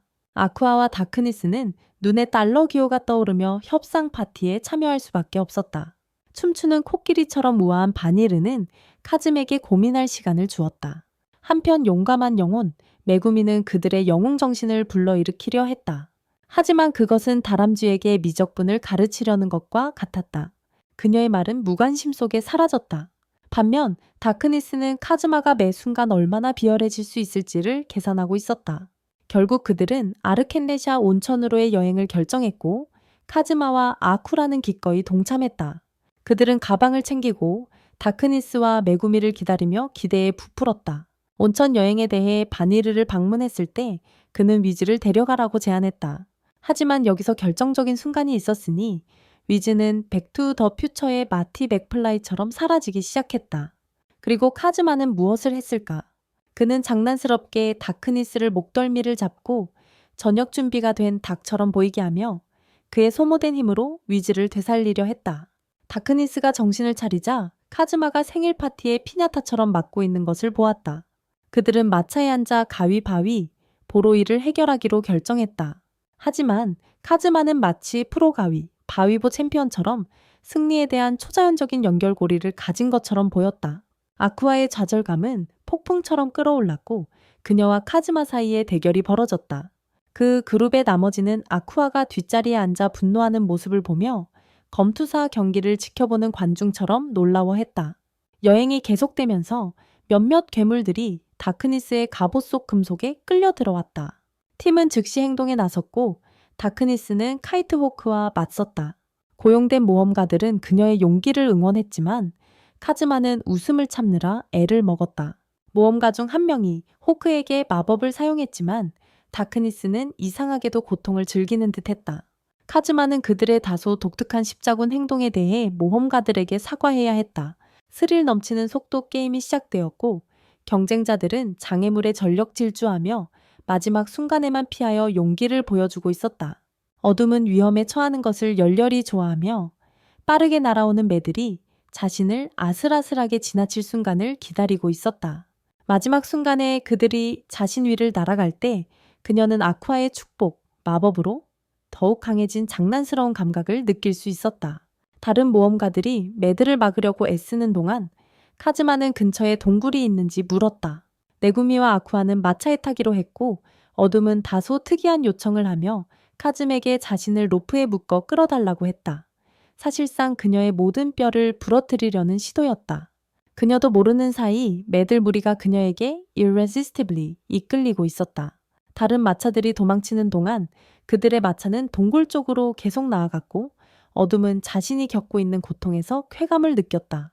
아쿠아와 다른 이들은 카즈마가 왜 그녀를 이런 고통에 처하게 했는지 비아냥거리는 눈길로 바라보았다. 매들이 가까워지자 위즈가 그들을 구하기 위해 늪 마법을 사용해 매들의 주의를 돌렸다. 어둠은 한계에 다다랐고 카즈마는 아쿠아에게 지원 마법을 요청했다. 동굴이 드디어 보였고 카즈마는 날카롭게 방향을 틀어 다크니스를 동굴 입구에 던져서 한 마리의 호크가 그녀를 넘고 동굴로 들어가게 했다. 메구미는 그 기회를 잡아 폭발 마법을 펼쳐 위협을 제거했다. 밤이 내리자 동굴의 리더는 그들의 용기를 칭찬했지만 카즈마는 문제를 일으킨 것에 대한 죄책감을 떨칠 수 없었다. 보상을 제안받았을 때 그는 어색하게 거절했고 그와 다크니스는 그 고생에 대한 후회로 눈물을 흘렸다. 다음날 아침 카즈마는 다크니스의 갑옷을 수리하는 동안 아쿠아가 그녀의 마법 기술을 보여주고 있었다. 하지만 그들의 평화로운 휴식은 아쿠아의 신성한 아우라가 좀비를 그들의 위치로 끌어들여 방해받았다. 카즈마는 다시 한번 문제를 일으킨 것에 대해 더욱 죄책감을 느꼈고 동굴 전체가 좀비 위협에 깨어나자 그들은 자신을 방어하기 위해 힘을 합쳤다. 특히 아쿠아는 섬뜩하고 불안한 반응을 보였으며 사악하게 웃으면서 좀비를 언데드로 변모시켰다. 동굴 주민들은 그녀를 다시 한번 칭찬했지만 그녀가 문제의 근본 원인이라는 것을 전혀 알지 못했다. 그들의 저택 밖에서 유니오는 매일 메구미를 새로운 도전과 함께 기다렸지만 내부에서 아무런 응답도 없었다. 한편 우리의 모험가들은 엘프와 드워프가 공존하는 아름다운 수중 도시로 도착했다. 그들은 도시의 특성에 대해 이야기하며 하선을 결정했다.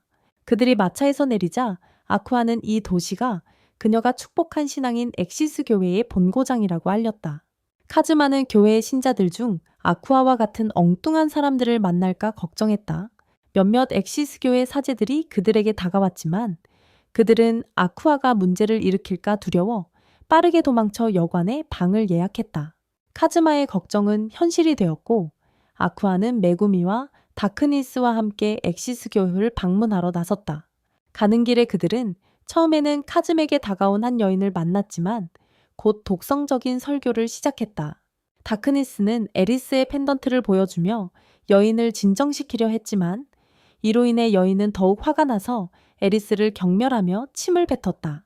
카즈마는 엑시스와 에리스 교회가 좋은 관계가 아닐 것이라고 설명했지만 그 여인의 침 뱉기가 이상하게도 다크니스의 기쁨을 유발해 모두를 혼란스럽게 했다. 그들이 도시를 계속 탐험하던 중 자칭 에리스 신자들에게 괴롭힘을 당하고 있다고 가장하는 또 다른 사제를 만났다. 어색하게 카즈마와 다크니스는 상황을 무시하고 떠나려 했지만 그 여성은 그들을 따라가며 아이사이에스 교회에 가입할 수 있는 초대장을 제안했습니다. 그녀가 목걸이를 보여주자 그들은 다시 한번 떠나면서 다크니스에게 침을 뱉고 비난했습니다. 카즈마는 절망적으로 그녀를 바라보았습니다. 다양한 설교자들과의 만남으로 인해 그들은 역겨움을 느끼고 바로 피신처를 찾았습니다. 웨이터는 다크니스가 에리스 이단 집단과 연관되어 있다는 것을 빠르게 알아차렸고 카즘에게 음료수를 건네며 다크니스에게는 낮은 대접을 하며 심지어 개그릇과 뼈다귀까지 주었습니다. 놀랍게도 다크니스는 잘못 대우받는 것을 즐기는 것 같았고 카즘에게 거기서 머물러도 되는지 물었습니다. 근처 골목에서는 어린 소녀를 만났습니다. 그들이 그녀를 도와 상처를 치료해주자 그녀는 카즘에게 이름을 물었습니다. 이 도시에서 아이사스 교회에 대해 말하지 않는 유일한 사람처럼 보였습니다. 그러나 그녀가 이름을 묻는 것은 IXCS 교회 가입 신청서였고 이에 카즈마는 참을 수 없어 종이를 찢어버렸습니다. ASIS 교회에서 겪은 일들로 인해 분노한 카즈마는 교회로 들어가 책임자가 있는 곳에서 이야기하려고 결심했습니다. 그의 놀람을 깨닫고 그는 담당자가 매우 특이한 소녀라는 것을 발견했습니다. 카즈마는 폭력을 사용하고 싶지 않았기 때문에 마법 소녀와 대주교가 교회에 방문했는지 물었습니다. 그러자 그녀는 떨고 두려워하는 메구미를 가리키며 대답했습니다. 이에 카즈마는 충격을 받았습니다. 밖에서는 아이들이 암흑을 돌로 때리고 있었고 그녀는 그들의 행동에서 기쁨을 느꼈습니다. 카즈마는 그녀에게 상속인 페인덴티를 버스라고 요청했지만 그녀는 거절했습니다. 한편 아쿠아는 고백실에서 자신의 캐릭터에 완전히 몰입해 있었습니다. 카즈마는 그녀에게 말을 걸려고 했지만 그녀는 관광객들에게 방해가 되고 있는 추종자들을 통제하라고 재촉했습니다. 아쿠아는 여전히 캐릭터에 깊게 빠져 있어서 그를 떠나라고 요구했습니다. 그러나 그가 나가려는 순간 그는 고백을 하겠다고 속였습니다. 이에 아쿠아의 호기심이 자극되었습니다. 그녀는 그가 무엇을 말할지 듣고 싶어 했지만 그는 오히려 자신이 그녀의 가장 좋아하는 와인을 마셨고 그녀의 가장 좋아하는 컵을 깼으며 다른 사제를 찾았다고 고백했습니다. 이에 그녀는 분노했습니다. 그녀는 그의 목을 잡고 물론 발작을 일으켰고 카즈마는 그녀를 진정시키기 위해 열심히 노력해야 했다. 고백실에서 한 노인이 에리스를 그린 초상화가 그를 유혹하고 있다고 고백했으며 특히 큰 가슴이 매력적이었다고 말했다. 아쿠아는 그에게 작은 가슴을 좋아하고 악마를 제외한 누구든 사랑하라고 조언하며 그녀 자신의 존재처럼 말이 안 되는 기묘한 해결책을 제시했다. 그들이 집으로 돌아왔을 때 메구미는 우울해 보였고 다크니스는 다음 날에도 관광을 가고 싶다고 말했다. 카즈마는 3번 목욕하겠다고 발표했지만 아무도 반응하지 않아 그가 일부러 무시당하고 있다고 생각했다. 목욕탕에 들어갔을 때 그의 음란한 시선이 혼욕 중인 엘프 소녀를 불편하게 만들었다. 추기 전도사들에게 지친 또 다른 남성도 욕탕에 있었다. 그들이 편안해지기 시작했을 때 전도사들이 나타나 그들에게 비누를 팔려 했다. 카즈마가 다시 편안해지자 그는 메구미와 다크니스가 그에 대해서 부정적으로 이야기하는 것을 엿들었고 그들이 그가 혼욕 중이라는 것을 알고 있었다. 그러나 그들이 그가 듣고 있지 않다는 것을 깨닫자 그들은 그를 높이 평가하기 시작했고 심지어 유혹적인 어조로 말해 그가 엿보도록 유도했다. 그가 구멍을 통해 들여다보자 메구미가 제스처를 했고 어둠이 그를 세게 쳐서 수영장으로 굴러 떨어뜨렸다. 그들은 서로에게 물건을 던지기 시작했고 메구미는 초무수까지 던졌다. 카즈마는 그런 거친 주인을 가진 불행한 생물이 안타까웠다. 저녁에 아쿠아는 위즈 무릎에서 울고 있었지만 그녀의 눈물은 친절한 위즈에게 고통을 주고 있었다. 그녀는 교회에서 쫓겨났는데 그녀의 존재 때문에 뜨거운 목욕물이 설명 없이 차가워졌기 때문이다. 아쿠아는 악마왕이 차가운 온천의 배후에 있다는 음모론을 가지고 있었고 그들의 도움을 요청했다. 하지만 그들은 그것이 너무 시시하다고 판단하고 그녀의 요청을 거부했다. 메구미와 카즈마는 기분 좋은 날씨를 즐기고 있을 때 그들을 놀라게 한 엑시스 전도자들로 인해 깜짝 놀랐다. 그들이 도망치려 할 때 카즈마는 엑시스 전도자에게 지친 또 다른 사람을 목격하고 쉘이 화가 나서 무언가를 강에 던지는 것을 보았다. 그것은 위즈였고 그녀는 카즈에게 다가와 자신이 회복되었다고 알렸다. 한편 아쿠아는 악마왕과 관련된 자신의 음모론에 대해 대중에게 연설하고 있었다. 두 축교회의 신부들은 그녀를 온천을 단순한 뜨거운 물로 바꾸는 번거로운 여자라고 비난했습니다. 그러자 군중은 분노하며 시위를 시작했고 그녀가 물의 여신 아쿠아라는 주장을 거부했습니다. 심지어 한 어린 목사도 그녀를 거짓말쟁이라고 불렀습니다. 이는 그녀의 마음을 찢었습니다.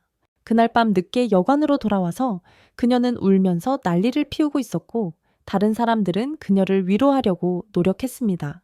멀리서 그들은 시위대가 아쿠아를 마녀라고 부르며 불을 든 채 축단교의 깃발을 들고 있는 것을 들을 수 있었습니다. 그들은 여관에서 숨어 나오고 마치 숨바꼭질 챔피언십에 오디션하는 것처럼 꼴불견 골목으로 뛰어들었습니다. 하지만 놀랍게도 그들은 다시 그녀를 만났습니다. 비상벨이 울립니다. 그들은 현지 교회로 대담하게 도망치지만 문 앞의 경호원들은 미안합니다.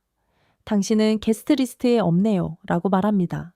그녀는 매력적으로 접근해 들어가려고 했지만 매력도 초대장은 받지 못했습니다. 그러던 중 갑자기 우리 영웅 카즈마가 나서서 다크니스가 기본적으로 귀족이라는 폭탄 발언을 하게 돼 마치 고상한 먼지 쌓인 가족 같은 그는 심지어 그녀에게 펜던트를 보여달라는 예전 방식도 꺼내고 다크니스는 말도 안 돼 라고 해. 하지만 아쿠아와 메구미는 그녀의 대답을 받아들이지 않고 그녀의 펜던트를 거의 강제로 끌어내며 위즈는 이 모든 서커스를 어색하게 바라보고 있어. 마침내 그들은 들어가게 되지만 다크니스는 기분이 좋지 않아 카즈마는 능숙한 화술로 그녀에게 칭찬을 쏟아내지만 그녀를 설득하기란 마치 고양이를 레이저 포인터로 쫓는 것만큼이나 힘들어 교회 안에서 그들은 오염된 물이 온천으로 쏟아지는 로프 파이프를 목격해. 이전의 불쌍한 희생자는 그저 서 있는 상황이고 카즈마는 기사도 정신에 휩싸여 돌아올 수 없는 온천에 뛰어들게 될 거라고 생각해. 하지만 그가 다가가자 그는 이 남자가 진짜 오염자라는 것을 깨닫게 돼. 위즈는 그를 손이라고 식별하지만 그는 나라고 라는 게임을 하고 있어. 위즈는 그와 이야기를 하려 하지만 카즈마가 개입해 검을 뽑고 메구미는 그녀의 신뢰할 수 있는 쯔쯔마루를 소환해. 막 상황이 뜨거워지려는 찰나 메구민이 이 손의 남자가 마왕군대의 수장이라는 사실을 불쑥 털어놓고 카즈마의 얼굴은 눈보라 속 유령처럼 하얗게 변한다. 그는 마치 코미디 클럽 오디션을 보는 듯 더듬거리기 시작하고 다른 이들은 손의 위협적인 명성에 대해 털어놓는다. 카즈마는 땀을 흘리고 심장은 마라톤을 뛰는 것처럼 뛰고 결국 그는 마라톤 선수가 된 듯 사과하며 도망친다. 그들이 전속력으로 달려가다가 화난 시위대와 손 사이에 끼어버린다. 카즈마의 기발한 아이디어는 물을 포기하고 악시스 교단이 스스로 해결하게 하는 것이다.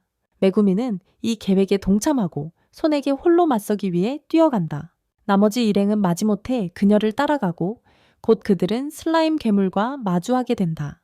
손은 아무렇지 않게 진짜 감독관을 잡아먹었다고 밝혀서 위즈를 분노하게 만든다. 그녀는 부수적 피해를 피하기 위해 중립을 지키기로 결정한다. 그녀는 손에 손을 얼리고 가까이 다가가자. 그는 자신의 손을 부러뜨리고 진정한 무시무시한 형태로 변신하는 모든 기술을 선보인다. 그는 모두에게 빠른 공격을 퍼붓기 시작한다. 아쿠아는 샘을 구하기 위해 달려가 정화하려 하지만 이제 그녀가 진실을 말하고 있었음을 깨달은 시위자들이 비누와 세제를 헨즈에게 던진다. 다크니스는 위험할 수도 있다고 생각하며 그들에게 멀리 떨어져 있으라고 경고하고 그들은 비누를 던지며 반응한다. 메구미는 그녀의 시그니처 폭발을 고민하지만 아쿠아가 간섭한다. 시위자들은 멀리서 그녀의 체력을 보충하려고 하고 작전의 두뇌인 카즈마는 슬라임 괴물 안의 뼈를 발견한다. 이 슬라임은 끔찍한 소화기이다. 그는 아쿠아에게 뼈로부터 누군가를 부활시킬 수 있는지 묻고 위즈는 그 크기를 줄일 수 있다고 말한다. 카즈마는 메구민에게 작은 폭발을 준비하라고 지시한다. 슬라임이 아쿠아를 공격하려 할 때 카즈마는 슬라임의 주의를 끌고 메구민은 준비한다. 슬라임은 절벽에서 카즈마를 쫓아 뛰어내리며 뼈로 줄어든다. 메구민이 폭발 마법을 사용한다. 다크니스가 독성 슬라임으로부터 아이를 구한다. 위즈는 얼려서 크기를 줄이지만 그녀의 힘이 다해버린다. 그러나 아직 작은 부분이 살아남아 있다. 아쿠아가 신성한 일격을 가하며 싸우지만 시위대의 환호에 힘입어 싸운다. 마지막 공격으로 그녀는 헨즈를 소멸시킨다. 전투는 끝났지만 아쿠아의 신성한 리퀴엠은 온천을 끓게 만든다. 모두 지금 그녀에게 화가 난 상태다. 그들은 돌아가는 길에 마차를 불러야 했고 악셀로 돌아와서는 기분 나쁜 군중에게 맞이받는다.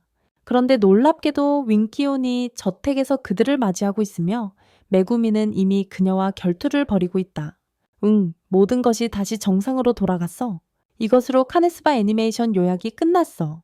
구독 버튼을 눌러주고 당신의 생각을 알려줘. 이제 가장 가까운 트랙터를 찾아볼게.